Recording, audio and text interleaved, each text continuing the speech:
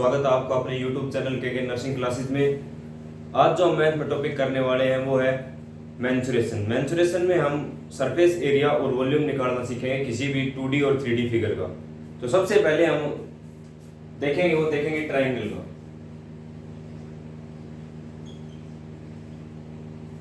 Triangle area.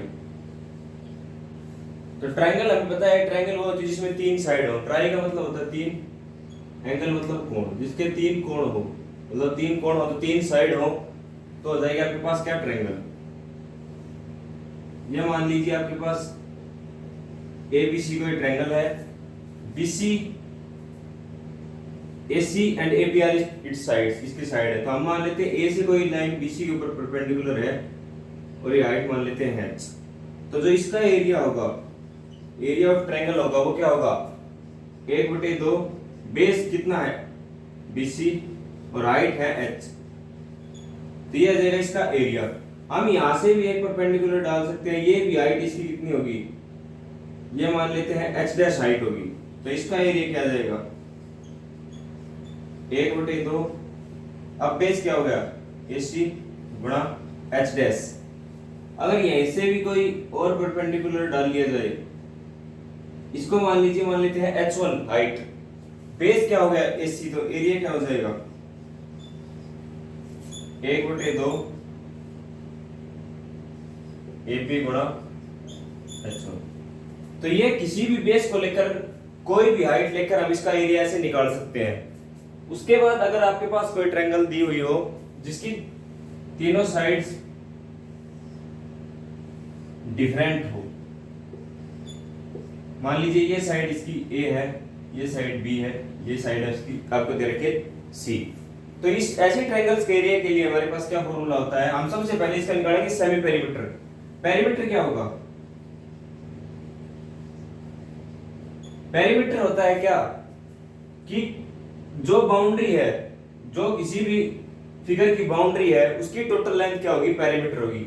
तो हम यहां से मान लीजिए B से चलना शुरू करते हैं, तो B से जाएंगे A पर कितना A, C के बाद जाएंगे A पर B प्लस C। तो ये हो गया आपका क्या, पेरीमीटर हो गया। अब इसका निकालेंगे सेमी पेरीमीटर, मतलब पेरीमीटर का आधा। पेरीमीटर का कितना हो जाएगा A plus B plus C by 2 is equals to S। ये हो जाएगा S। ये आ गया सेमी पेरीमीटर। इससे हम इसका एरिया निकालेंगे, कैसे वो निकालेंगे, बाय हीरोन्स फॉर्मूला।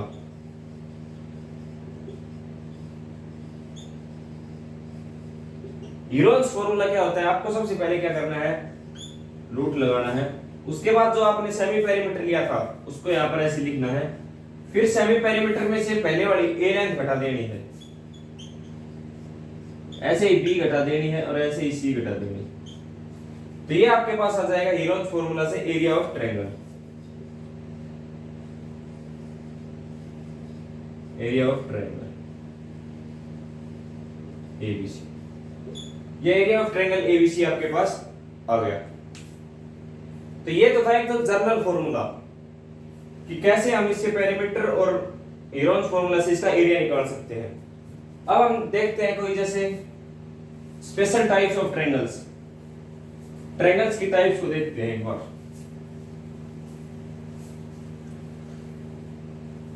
तो ये वाली जो ट्रायंगल जिसकी तीनों साइड्स अनइक्वल होती है उसको स्केलेरेंस ट्रायंगल कहते हैं। उसके बाद हमारे पास आती है आइसोस्केलेस ट्रायंगल।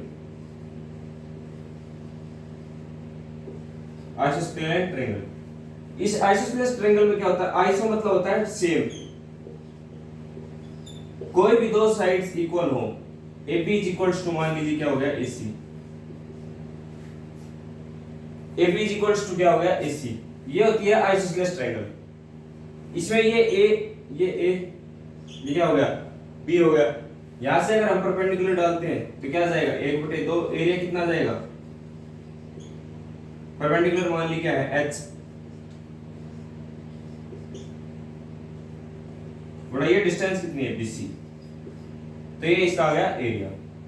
इस ट्रायंगल में क्या होता है, दोनों साइड्स बराबर होती है। अब हमें पता है क्या, पाइथागोरस थ्योरम।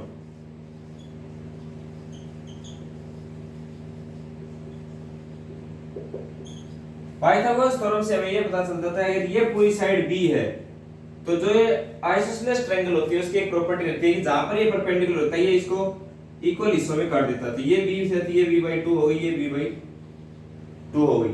तो यहां से हम हाइट निकाल सकते हैं। हाइट कैसे निकालेंगे? हाइट का स्क्वायर प्लस b²/4 किसके बराबर होता है? a स्क्वायर की। यहां पर हमने पाइथागोरस थ्योरम लगा दी, तो हाइट हमारे पास कितनी आ जाएगी?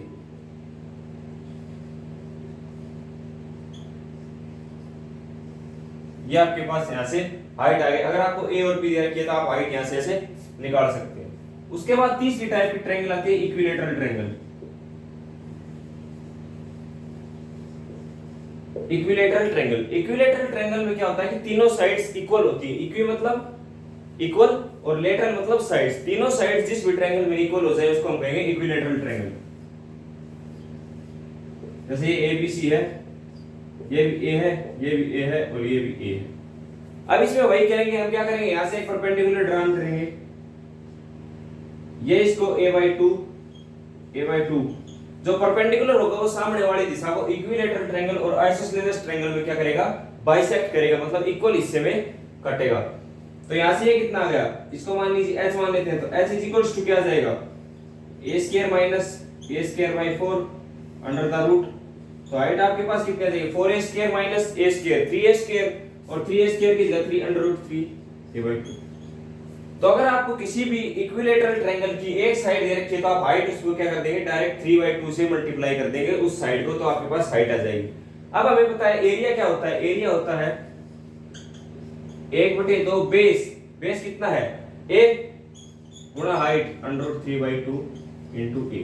तो एरिया आ जाएगा, आपके पास आ जाएगा अंडर रूट 3/4 a²। तो ये आ गया इक्विलैटरल ट्रायंगल का एरिया। और इक्विलैटरल ट्रायंगल का पेरीमीटर क्या होगा? पेरीमीटर होगा a + a + a3। तो ये थी ट्रायंगल्स की टाइप, और इससे हम ऐसे एरिया निकाल सकते हैं, एरिया और पेरीमीटर निकाल सकते हैं। उसके बाद हम नेक्स्ट तरफ चलते हैं, स्क्वायर की तरफ।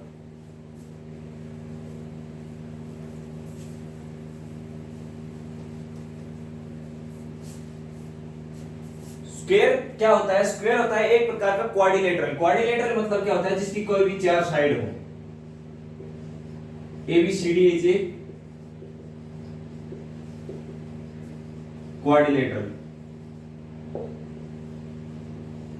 क्वाड मतलब चार, लेटर मतलब साइड। जिसकी चार साइड हो वो फिगर क्या होगी? क्वाड्रिलेटरल होगी। तो क्वाड्रिलेटरल में जो सबसे पहले पढ़ते हैं वो पढ़ते हैं स्क्वायर। स्क्वायर क्या होता है? स्क्वायर वो फिगर होती है जिसमें सभी साइड्स क्या हो? इक्वल हो। मान लीजिए हम ऐसे कुछ बना रहे हैं, ये ABCD क्या है? कोई स्क्वायर है। इस स्क्वायर में क्या होगी? हर डिस्टेंस AB किसके बराबर होगी? BC के, BC CD के, और CD क्या होगी? DA के बराबर।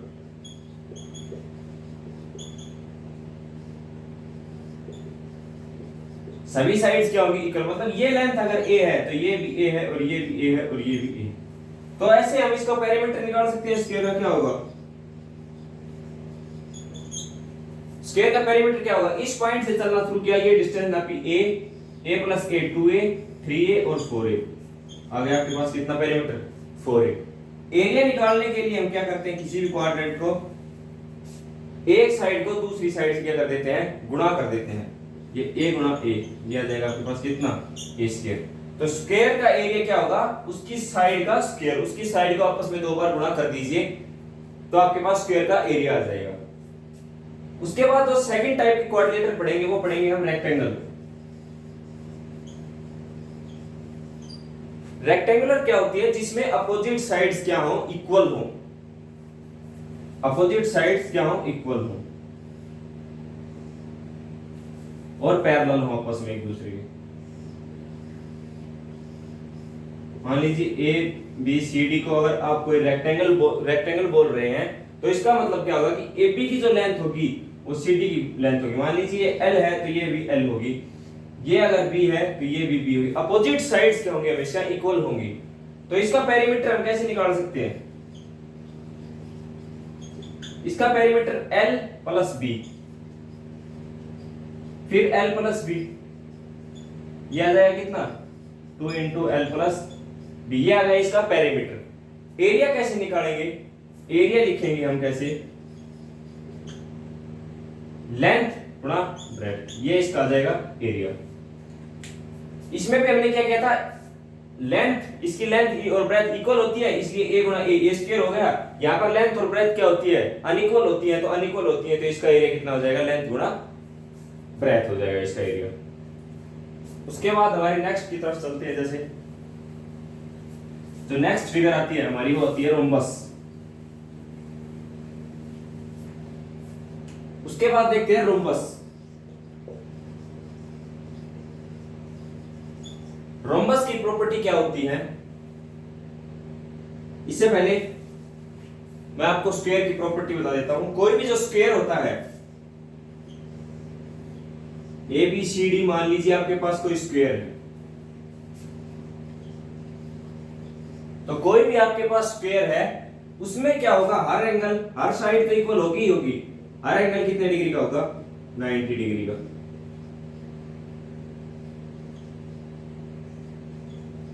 हर एंगल 90 डिग्री का होगा। और मान लीजिए ये ए है और ये ए है। आपसे अगर किसी क्वेश्चन में पेरीमीटर आप निकाल सकते हैं, फॉर ए एरिया निकाल सकते हैं ए स्क्वायर, आपको कह दे कि डायगोनल की लेंथ निकालिए, तो यहां पर इस डायगोनल की लेंथ हम कैसे निकालेंगे, by Pythagoras theorem.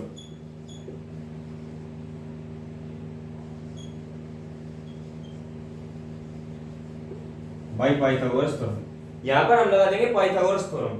Pythagoras theorem किसी भी ट्रायंगल में क्या कहेगी कि बेस AB का स्क्वायर प्लस हाइट, हाइट क्या होती है, परपेंडिकुलर डिस्टेंस ही हाइट होती है, BC का स्क्वायर इज इक्वल्स टू क्या होता है, AC का स्क्वायर। ये हमने पाइथागोरस थ्योरम लगा दी, जो हमें 6th 7th क्लास में पढ़ाई जाती है, वहां पे से हमने लगा दी। अब हमें AB का स्क्वायर निकालना है। AB का स्क्वायर क्या हो जाएगा, A स्क्वायर प्लस BC का square A square is equals to AC का square. 2A square is equal to AC का स्क्वायर, तो AC आ जाएगी √2A।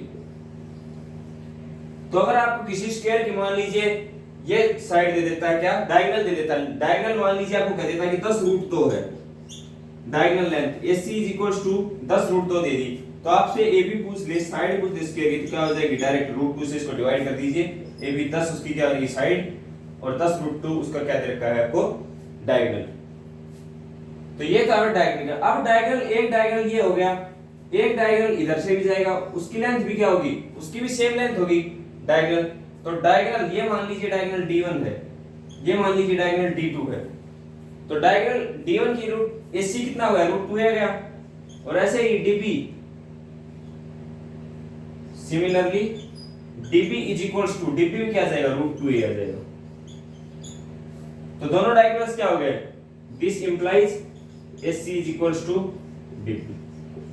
तो किसी भी स्क्वायर के जो दोनों डायगोनल्स होते हैं वो क्या होते हैं, इक्वल होते हैं। उसके बाद हमें क्या देखना है, उसके बाद हमें जो नेक्स्ट प्रॉपर्टी याद करनी है स्क्वायर की, वो जैसे ये आपके पास एक बार फिर मान लीजिए इसको, ये दोनों डायगोनल्स इक्वल हो गए। उसके बाद जो जहां पर ये डायगोनल इंटरसेक्ट करेंगे, जहां कहीं भी ये डायगोनल इंटरसेक्ट करेंगे वहां बनाएंगे 90 डिग्री का एंगल। कैसे बनाएंगे ये देखिए। अब जो डायगोनल होता है और एक किसी भी जो फिगर होती है उसका डायगोनल होता है, वो उसको क्या करता है, बाइसेक्ट करता है, दो इक्वल पार्ट्स में तोड़ता है।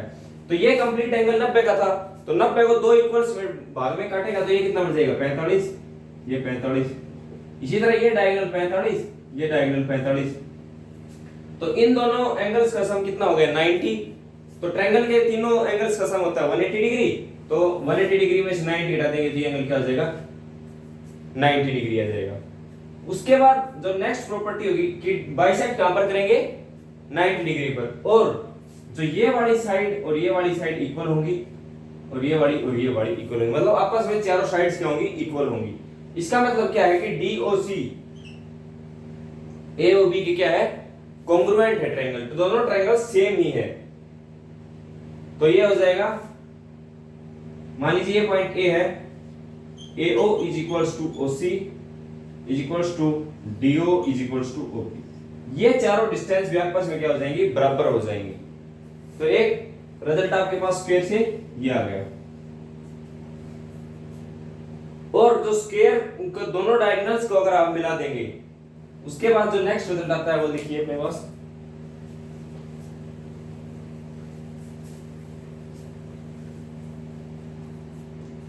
मान लीजिए ये स्क्वायर फिर बनाते हैं एक बार।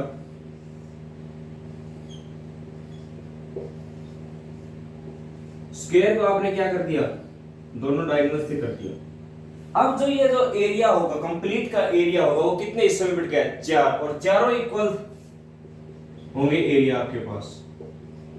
जो area of first plus area of second plus area of third plus area of fourth, चारों एरिया को अगर जोड़ देंगे तो किसका एरिया बन जाएगा, is equals to area of ABCD square. Square का एरिया बन जाएगा। और ये डिस्टेंस आपस में बराबर है, ये चारों बराबर हैं, ये बराबर हैं साइड वाले में, तो ये कितने हो जाएगा, 4 हिस्सों में क्या हो जाएगा, एरिया बट जाएगा। तो एरिया 1 का एरिया 2 के बराबर आएगा, 2 का 3 के बराबर और 3 का 4 के बराबर। तो ये आपकी प्रॉपर्टीज थी स्क्वायर की। उसके बाद हम रेक्टेंगल की प्रॉपर्टी देख लेते हैं। इसके बाद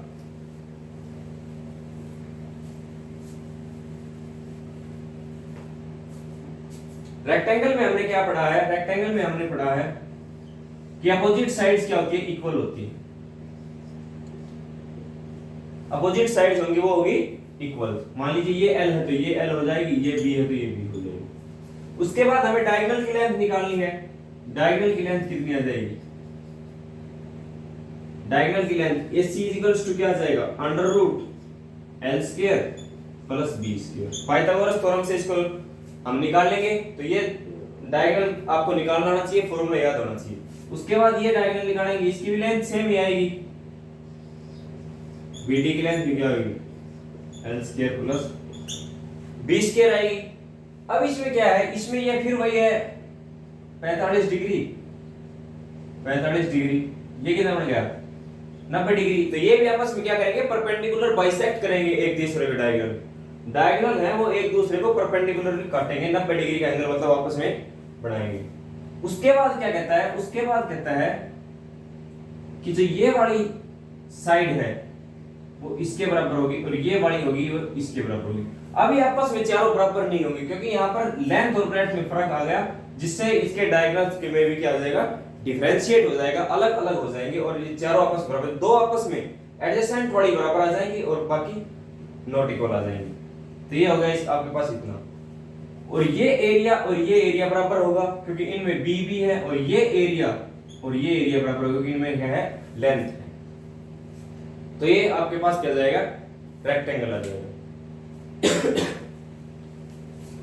ये रेक्टेंगल की प्रॉपर्टी। उसके बाद हम एक फिगर और देखते हैं जिसको कहते हैं हम रोम्बस। रोम्बस क्या होता है, रोम्बस होता है जिसकी अपोजिट साइड्स पैरेलल हो, लेकिन वो जरूरी नहीं है कि 90 डिग्री का एंगल आपके पास बनाए। जैसे A B C D, ये साइड्स पैरेलल हैं और इक्वल भी हैं।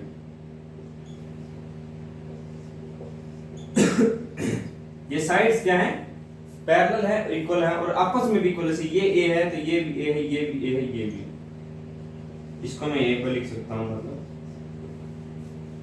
ये आ गया आपके पास क्या, रोम्बस। अब रोम्बस का एरिया निकालना है हमें, कैसे निकालेंगे। अगर आपको रोम्बस की हाइट दे दी जाए तो आप डायरेक्ट निकाल सकते हैं क्या, एरिया A गुणा H, जो भाई परपेंडिकुलर डिस्टेंस होती है उसी से तो बेस को मल्टीप्लाई करते हैं, तो A गुणा H आ जाएगा आपके पास एरिया। लेकिन अगर आपको H ना दे, आपको दे दे वो किसी भी रोम्बस के, अगर अब आपको H नहीं दे रहा, वो दे रहा है डायगोनल, ये डायगोनल दे दिया उसने D1 और ये डायगोनल दे दिया D2, तो अब एरिया क्या हो जाएगा, 1/2 D1 गुणा D2। ये अब इसका रोम्बस का एरिया हो जाएगा। तो ये फॉर्मूला आपको रिवाइज करना है। उसके बाद हमें रोम्बस में भी सेम प्रॉपर्टी होती है क्या, कि ये आपस में एक दूसरे को क्या करते हैं, बाइसेक्ट करते हैं। लेकिन यहाँ पर जरूरी नहीं है कि 90 डिग्री का एंगल बने, क्योंकि अब यहाँ पर ही 90 का नहीं है तो हम इस एंगल को हम निकाल नहीं सकते।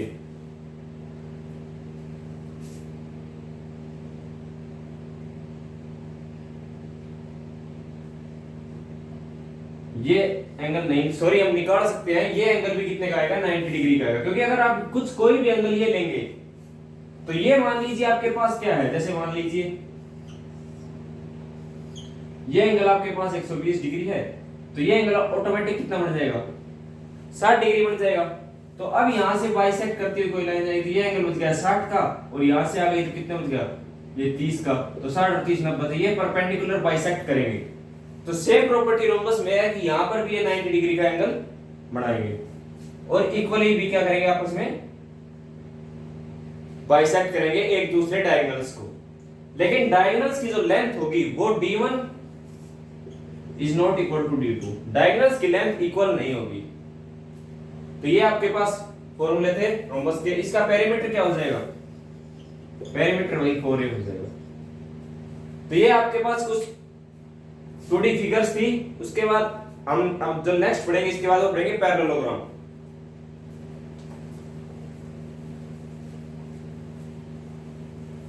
इसके बाद आता है पैरेललोग्राम।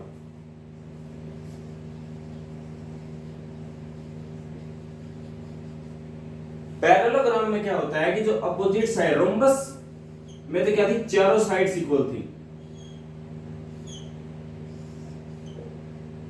पैरेललोग्राम में क्या होगा, इसमें ये L है तो ये L होगी, और ये B है तो ये B होगी। अपोजिट साइड सिर्फ पैरेलल होंगी और इक्वल होंगी, लेकिन चारों साइड्स आपस में क्या नहीं होंगी, इक्वल नहीं होंगी। मतलब रेक्टेंगुलर को अगर थोड़ा सा स्ट्रेच कर दिया जाए, रेक्टेंगुलर का जैसे रेक्टेंगल था, इसका ये कोना पकड़कर अगर उस तरफ खींच दिया जाए तो ये कोना आपके पास यहाँ पर पहुंच जाएगा और ये यहाँ पर पहुंच जाएगा। तो कुछ इस प्रकार से फिगर बनेगी जो आपको क्या दिखाएगी, पैरेललोग्राम दिखाएगी। तो इसका एरिया भी अगर आपको हाइट दे दी तो L गुना H, और पेरीमीटर क्या हो जाएगा, पेरीमीटर हो जाएगा इसका 2 इंटू में L प्लस B। तो ये पैरेललोग्राम का एरिया और पेरीमीटर आ जाएगा। तो ये तो आपके पास कुछ थे 2D में फॉर्मूलेज। तो अब जो हम एरिया और वॉल्यूम निकालेंगे वो किसका निकालेंगे, वो 3D फिगर्स का निकालेंगे। जैसे 3D फिगर्स में हमारे सबसे पहले हमारे पास क्या था, क्यूबॉइड। क्यूबॉइड वो फिगर होती है जिसमें ये जैसे आपके पास कोई रेक्टेंगल हो गया, इसकी लेंथ हो गई L और ब्रेथ हो गई B। ये बेस हमने रख लिया, ऐसे लेंथ ब्रेथ का एक बेस रख लिया। इसके ऊपर सेम एज इट इज ऐसा का ऐसा ही एक और रेक्टेंगल रख दिया। उसके बाद इसके ऊपर एक और रेक्टेंगल रख दिया, उसके बाद एक और, ऐसे रखते रखते हम इसको ऐसे बना लेंगे। इसमें क्या होगा कि जो H, मान लीजिए हमने H नंबर ऑफ क्या निकाल दिए, H यूनिट का H रेक्टेंगल इसके ऊपर लिख दिए, तो ये कैसा बन जाएगा, हमें होलो दिखने लग जाएगा अंदर से। तो ये कुछ इस प्रकार से बन जाएगा, ये L है, ये B है। तो ये हाइट अगर बढ़ाते गए हम,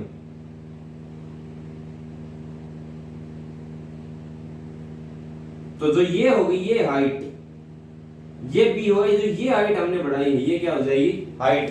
कि हम इसके पीछे कितने नंबर ऑफ क्यूबॉइड्स, कितने नंबर ऑफ रेक्टेंगुलर सरफेस रखते गए हैं, वो इसकी क्या बन जाएगी, हाइट बन जाएगी। तो ये तो आपको बेसिक ऐसे आपको समझना पड़ेगा कि ये जो क्यूबॉइड होता है वो क्या होता है, रेक्टेंगुलर की फॉर्म होती है। बस क्या होता है कि बहुत सारे रेक्टेंगल्स को आपस में जोड़ दिया जाता है जिससे उसकी हाइट बन जाती है। तो अब हमें पता चल गया क्या होगा, ये कुछ इस प्रकार से बनेगा।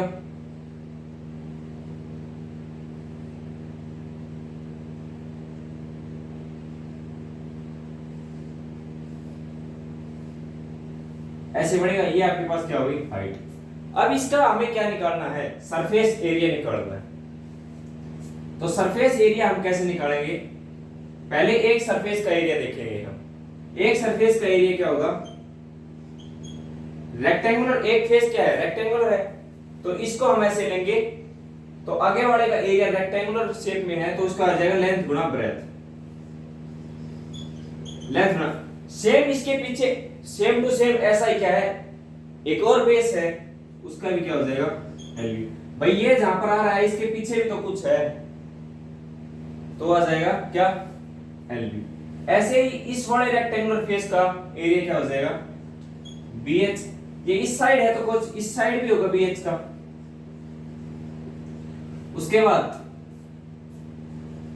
HL, ये कैसे निकालेंगे? जो नीचे वाला है, ये वाला जो ऊपर वाला, ये L है, ये H है, रेक्टेंगुलर फेस है तो ये L होगा, ये H होगा। इसके एग्जैक्ट नीचे भी ऐसा ही क्या होगा, एक और सरफेस होगा जिसका एरिया क्या होगा, ये होगा। तो इसको हम एरिया निकाल सकते हैं 2 into LB plus BH plus HL, ये आएगा एरिया। ये कौन सा एरिया है? ये सरफेस एरिया है, या टोटल एरिया आ गया आपके पास, टोटल सरफेस एरिया। ये टोटल सरफेस का क्या आ गया, एरिया आ गया। उसके बाद अगर आपके पास पूछ ले कि वॉल्यूम ऑफ क्यूबॉइड क्या होगी,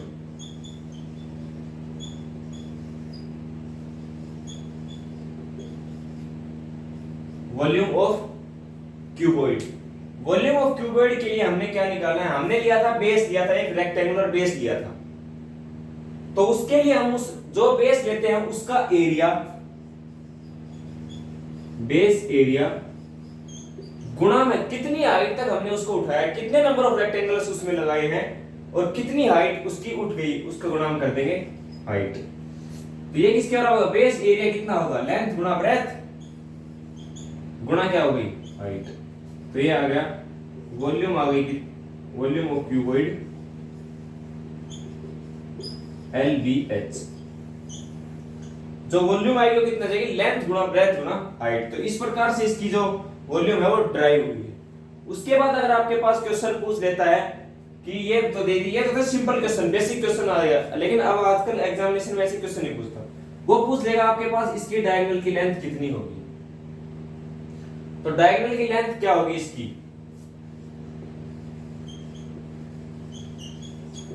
डायगोनल की लेंथ होगी, वो होगी under root L square plus B square plus H। कैसे होगी? आपको क्या करना है, आपको ये फेस ले लिया आपने, ये ले लिया और इसकी हाइट ले ली। कोई भी मान लीजिए रूम लेते हैं आप, तो रूम में जो डायगोनल चलेगा एक कॉर्नर से दूसरे कॉर्नर तक, उसमें कितनी आ गई, 3 सरफेस आ गई। एक तो ये हाइट आ गई और नीचे जो लेंथ और ब्रेथ आ गई, तीनों आ गई। तो उसके क्या होगा, L square plus B square plus H square. तो ये हो गया डायगोनल की लेंथ हो गई आपके। तो ये था क्यूबॉइड आपके पास, इसके एरिया, टोटल सरफेस एरिया और डायगोनल आपको निकालना सिखा दिया। उसके बाद जो नेक्स्ट हमारी फिगर होगी वो होगी क्यूब। तो क्यूब को हम कैसे लिखेंगे,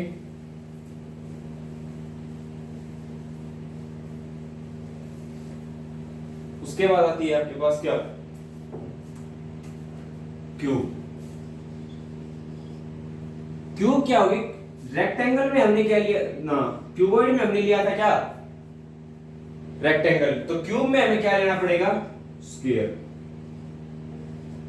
क्यूब क्या होती है, जिसकी सभी साइड्स बराबर हो, स्क्वायर भी होती है जिसकी सभी साइड्स बराबर हो। इसमें फर्क क्या होता है कि स्क्वायर को लेंगे और उसके पीछे हम लगाते जाएंगे क्या, नंबर ऑफ मोर स्क्वायर्स। इसके पीछे मोर स्क्वायर लगाएंगे तो इसकी हाइट कुछ हो जाएगी, और इसकी हाइट, इसकी प्रॉपर्टी कहती है कितनी होनी चाहिए, a ही होनी चाहिए। तो एरिया कितना हो जाएगा, सरफेस एरिया, एक का एरिया कितना, a स्क्वायर। टोटल सरफेस कितने होते हैं, 6 फेस होते हैं, 2 ये और 2 ये, 6। वॉल्यूम कितनी हो जाएगी, वॉल्यूम कितनी हो जाएगी इसकी, a क्यूब, a गुणा a गुणा a, a गुणा a गुणा a। लेंथ गुणा ब्रेड्थ गुणा हाइट, लेंथ ब्रेड्थ हाइट तीनों बराबर हैं तो a क्यूब आ जाएगी। उसके बाद अगर आपको इसकी क्या पूछ ले, डायगोनल पूछ ले, तो डायगोनल क्या होगी, under root a square plus a square plus a square, क्या आ जाएगी, अंडर रूट 3।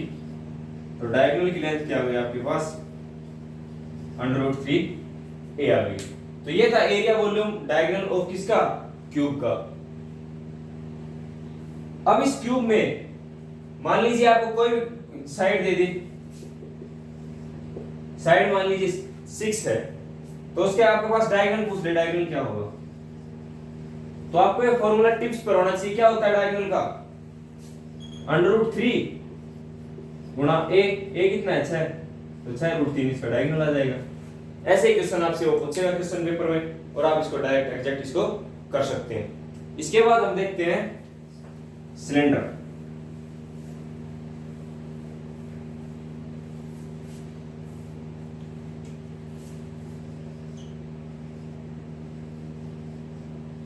सिलेंडर का एरिया और वॉल्यूम कैसे निकालेंगे। सिलेंडर क्या होता है, सिलेंडर होता है बेस, जिसका बेस सर्कुलर हो और वो उस सर्कल के ऊपर हम नंबर ऑफ सर्कल्स रखते जाएं। इसके बीच में भी तो क्या है, सारे सर्कल्स ही तो बन रहे हैं भाई। ये मार्कर है, मार्कर में सारा सर्कुलर ही तो सरफेस है, तो इसको सर्कुलर बनाएंगे। तो हमने पढ़ा है क्या, सबसे पहले हम निकालेंगे किसका, लेटरल सरफेस एरिया।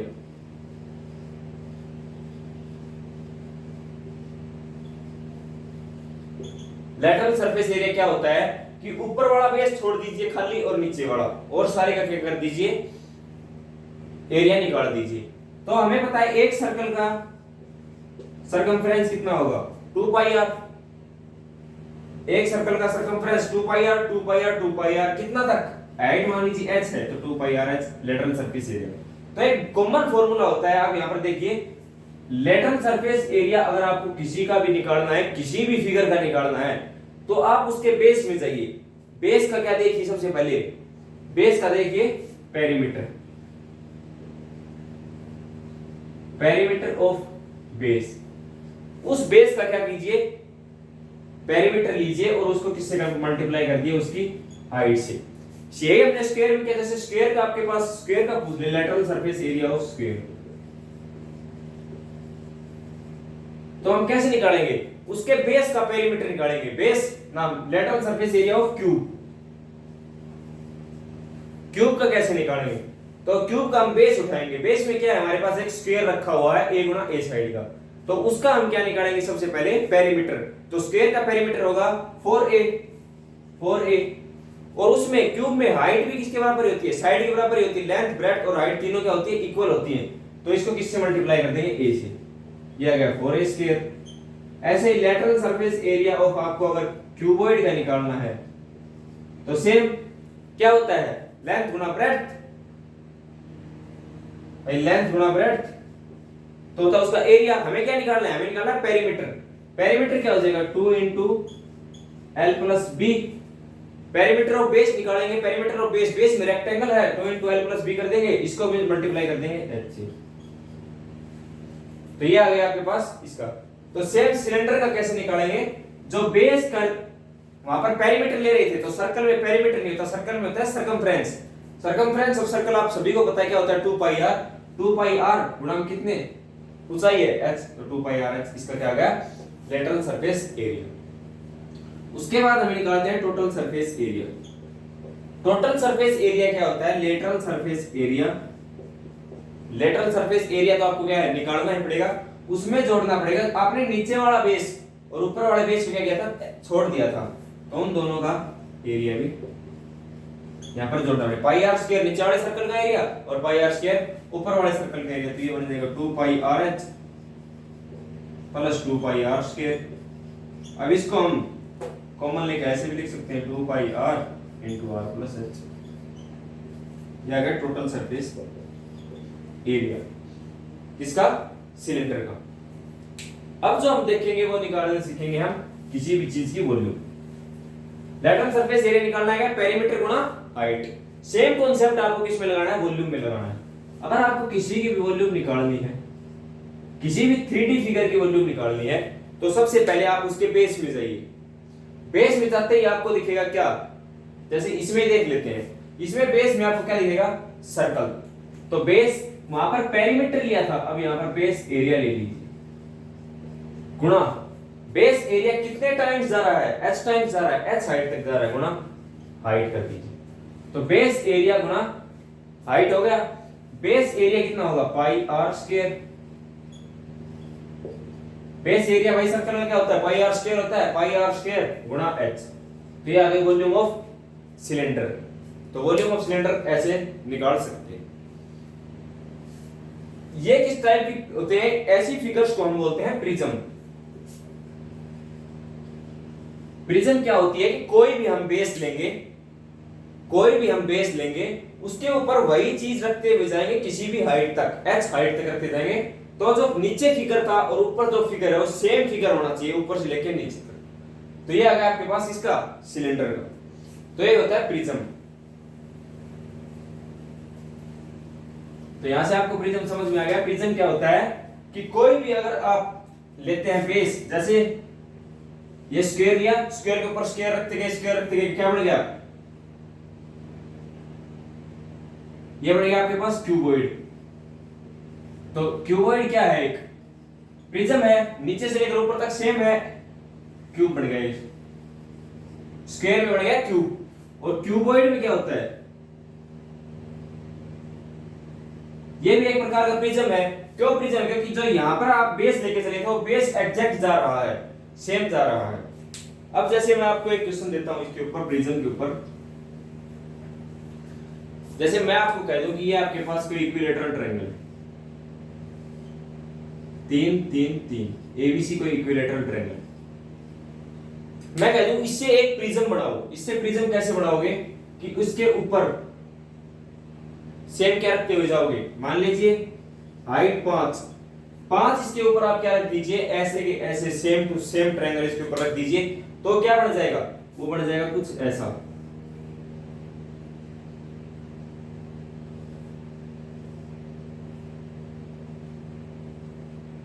कुछ इस प्रकार से फिगर बन जाएगा। यहां पर जो फिगर था वो लास्ट तक ऐसे ही एक झोपड़ी टाइप बन जाएगी और सेम इक्विवेलेंट रहेगी, बराबर रहेगी इसकी।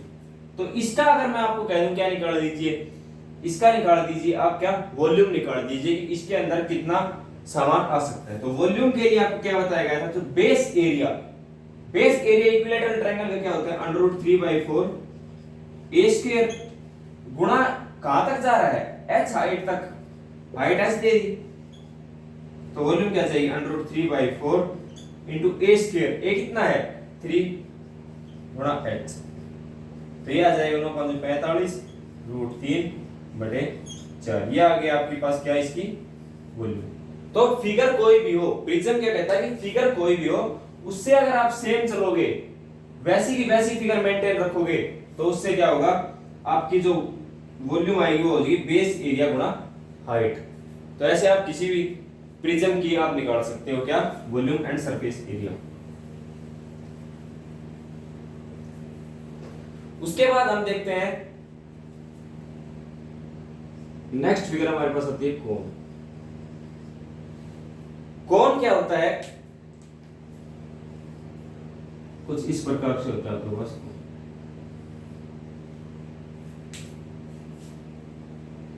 तो कोन में क्या होता है? जो हाइट होती है वो होती है h और ये होती है r। अब कोन में जो एरिया होता है इसको बोलते हैं पिरामिड। पिरामिड क्या होता है कि बेस कुछ लेके चले थे और ऊपर जाकर पॉइंट बन जाता है। बेस कुछ लेके चलोगे और ऊपर जाकर वो सेम बेस नहीं रहेगा, कुछ और ही पॉइंट, मतलब एक पॉइंट पर जाकर वो सारा चीज क्या हो जाएगी? खत्म हो जाएगी। तो इसके बोलते हैं हम पिरामिड। तो कोन क्या है? एक टाइप ऑफ पिरामिड है। तो यहाँ पर h इसको बोलते हैं क्या? Slant height l। तो स्लैंट हाइट का सबसे पहले फॉर्मूला क्या हो जाएगा? आप सभी को पता है क्या? पाइथागोरस थ्योरम से h² प्लस r²। अब उसके बाद क्या होता है? उसके बाद इसका जो होता है लेटरल सरफेस एरिया, वो होगा पाई r। अब देखिए आप क्या करोगे? अगर ये सेम चलता, अगर ये क्या चलता? सेम चलता, ऐसे ही चलता, मान लीजिए ये कुछ इस प्रकार से होता, सेम चलता, तो ये सिलेंडर बन जाता। और सिलेंडर के क्या होता? पाई r गुणा h कर देते हम। लेकिन इसने सिलेंडर नहीं बनाया, इसने क्या किया है कि उस दोनों पॉइंट्स को एक जगह जाकर कंबाइन कर दिया, मतलब एक पिरामिड बना दिया। तो इसकी जो हाइट वो h नहीं है, अब इसकी हाइट है l, क्योंकि l घटती हुई जा रही है। तो पाई r l इसका क्या हो जाएगा? Lateral surface area. अगर सिलेंडर, अगर ये कंप्लीट ऐसे चलता तो हाइट h हो जाती, लेकिन l क्या हो रहा है? हर पॉइंट पे घटता हुआ जा रहा है ऊपर की तरफ, तो घटता हुआ जाएगा, तो पाई r l। Total surface area क्या हो जाएगा? पाई r l lateral surface area plus this pi r²। ये हो जाएगा पाई r into r plus l। ये हो गया पाई r into r plus l। Volume निकालने के लिए क्या करेंगे? तो किसी भी पिरामिड की, मतलब कोई भी जो इस प्रकार से फिगर बनेगी, जो बेस कुछ और है लेकिन ऊपर जाकर वो बेस सेम नहीं रह रहा, एक पॉइंट बन जा रहा है, तो उसको सबसे पहले 1/3 से क्या कर देंगे? मल्टीप्लाई कर देंगे। उसके बाद इसका एरिया, बेस एरिया कितना है? पाई आर स्क्वायर। अब यहाँ पर क्या लेंगे हाइट, क्योंकि हमने 1/3 से कर दिया, 1/3 पाई आर स्क्वायर। तो ये आपके पास इसकी वॉल्यूम हो गई। तो ये कुछ बेसिक फॉर्मूले थे जो आप यहाँ से रिवाइज कर सकते हैं, इनको समझ सकते हैं कि ये फॉर्मूले कहाँ से आए हैं। आपको इनको सिर्फ डायरेक्ट रिजल्ट याद करने हैं जो कि आपके बहुत ही कॉम्पिटिटिव एग्जाम्स में आते हैं, डायरेक्ट ही आपसे पूछे जाएंगे। तो इसको आप जरूर कीजिए इस वीडियो को, और अगर आपको हमारी वीडियो अच्छी लगी है तो चैनल को लाइक और सब्सक्राइब जरूर करें और कमेंट जरूर करें वीडियो के नीचे। Thank you, have a nice day.